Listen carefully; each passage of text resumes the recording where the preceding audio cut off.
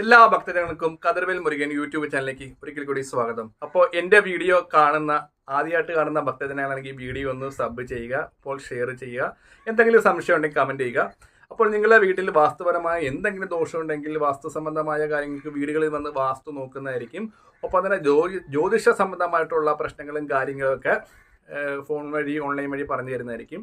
അപ്പോൾ നമുക്ക് കാര്യത്തിലേക്ക് കിടക്കാം അല്ലേ. എല്ലാ ഭക്തജനങ്ങൾക്കും ഒരു അശ്രദ്ധമായ വരുന്നൊരു കാര്യമാണ് നിലവിളക്ക് കത്തിക്കുമ്പോൾ. പല ഭക്തജനങ്ങളും പല രീതിയിലാണ് നിലവിളക്ക് കത്തിക്കുന്നത്. അപ്പോൾ ഒന്നാമത്തെ കാര്യം, ഇവർക്ക് ആർക്കും ശാസ്ത്രീയപരമായിട്ട് നിലവിളക്കിൻ്റെ പ്രാധാന്യം അറിയത്തില്ല. ചിലവർ ഭക്തജനങ്ങൾ നല്ലപോലെ കത്തിക്കുന്നവരുണ്ട് നിലവിളക്ക്, അതായത് അതിൻ്റെ രീതിയിൽ തന്നെ.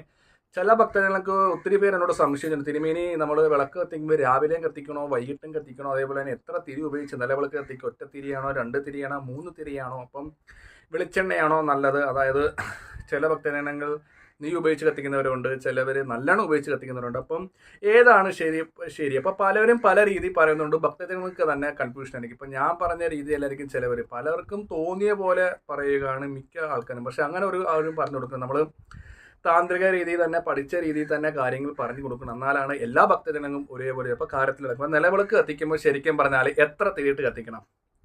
അപ്പോൾ നമുക്ക് രാവിലത്തെ കാര്യം തൊട്ട് തുടങ്ങാം. അപ്പോൾ ചില ഭക്തജനങ്ങൾ രാവിലെ വിളക്ക് കത്തിക്കാറുണ്ട്. മിക്ക കടകളിലൊക്കെ ഗുരുവായൂർ വിളക്ക് എന്ന് പറഞ്ഞൊരു വിളക്കുണ്ടാകും, അതായത് ഒറ്റ തിരിയിട്ട് കത്തിക്കുന്നത്. അപ്പം അതിൻ്റെ പ്രത്യേകത എന്താണെന്ന് വെച്ചാൽ രാവിലെ തൊട്ട് ചിലവർ വൈകുന്നേരം വരെ കത്തിക്കുന്നവരുണ്ടാകും. കാരണം എണ്ണ ഒത്തിരിയായിട്ട് ആ വിളക്കിനകത്ത് കൊള്ളും.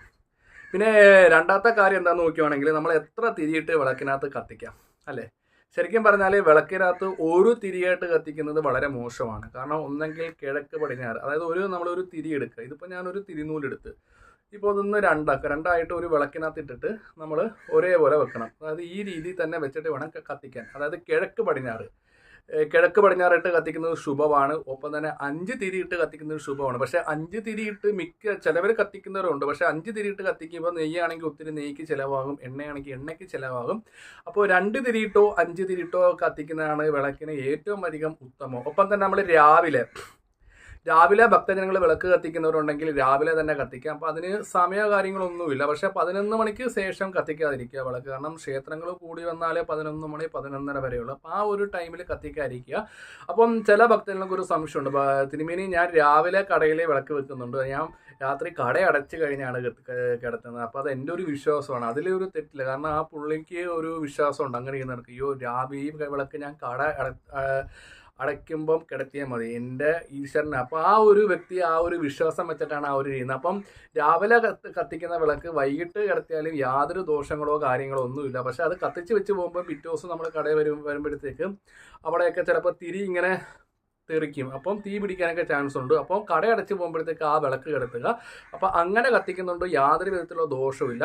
അല്ലാത്ത രീതിയിൽ നമ്മൾ വിളക്ക് കത്തിക്കുകയാണെങ്കിൽ ചിലവ് സാമ്പത്തികമുള്ളവർ ശരിക്കും പറഞ്ഞാൽ വിളക്ക് കത്തിക്കുന്നത് നെയ്യ് ഉപയോഗിച്ച് തന്നെയായിരിക്കും ഏറ്റവും ഉത്തമം. അതായത് നമ്മുടെ വീട്ടിലെ നെഗറ്റീവിൻ്റെ ദോഷങ്ങൾ മാറി പോസിറ്റീവാക്കി ചെയ്യാൻ വേണ്ടിയാണ് നമ്മൾ മിക്ക ക്ഷേത്രങ്ങളിൽ നെയ്യ് ഉപയോഗിച്ച് വിളക്ക് കത്തിക്കുന്നത്. അപ്പം നെയ്യ് തന്നെ ഉപയോഗിച്ച് വിളക്ക് കത്തിക്കുന്ന ഉത്തമം. ഒരിക്കലും നല്ലെണ്ണ ഉപയോഗിക്കുന്നത്. നല്ലെണ്ണ പലതും ഇപ്പോൾ കെമിക്കലാണ്. കഴിവതും വെളിച്ചെണ്ണയോ നെയ്യോ ഉപയോഗിച്ച് കത്തിക്കുക. എൻ്റെ അഭിപ്രായം പറയുകയാണെങ്കിൽ വീടുകളിൽ തന്നെ നെയ്യ് ഉപയോഗിച്ച് വിളക്ക് കത്തിക്കുന്നതായിരിക്കും നല്ലത്. ഒരു 10 മിനിറ്റ് കത്തിച്ചാലും മതി, ഇല്ലെങ്കിൽ അരമണിക്കൂറോ 1 മണിക്കൂറോ കത്തിക്കണമെന്നില്ല. അപ്പോൾ രാവിലെയും വൈകിട്ടും വീട്ടിൽ വിളക്ക് വെക്കുന്നത് വളരെയധികം ഉത്തമമായിരിക്കും. വിളക്ക് നിലത്ത് വെക്കരുത്. ഒന്നെങ്കിൽ ഒരു വാഴയില കീറി വെക്കുക, ഇല്ലെങ്കിൽ ഒരു കൊരണ്ടി, ഇല്ലെങ്കിൽ ഒരു പീഠത്തിൻ്റെ ഇത് വേണം വിളക്ക് വെക്കാൻ. അപ്പോൾ 5 തിരിയിട്ടോ 2 തിരിയിട്ടോ നിലവിളക്ക് കത്തിക്കുന്നതായിരിക്കും. അപ്പോൾ തന്നെ ചിലവർ പറയും ഇത് നിങ്ങൾക്ക് എല്ലാവർക്കും അറിയുന്ന കാര്യങ്ങളാണ്. പക്ഷേ ഞാൻ പറഞ്ഞു വന്നത്, നമ്മൾ ആ ഒരു രീതിയിൽ തന്നെ വിളക്ക് കത്തിക്കുവാണെങ്കിൽ അതിൻ്റെ ഐശ്വര്യം തീർച്ചയായിട്ടും ഉണ്ടാകും. അപ്പോൾ വിളക്ക് കത്തിക്കുമ്പോൾ 5 തിരിയിട്ടോ 2 തിരിയിട്ടോ കത്തിക്കുക. അപ്പോൾ കരിന്തിരിയൊക്കെ കത്തിക്കാതെ നോക്കുക. കരിന്തിരി കത്തുന്നത് ശുഭമല്ല. കരിന്തിരി കത്താതെ പ്രത്യേകം വിളക്ക് കത്തിക്കണം.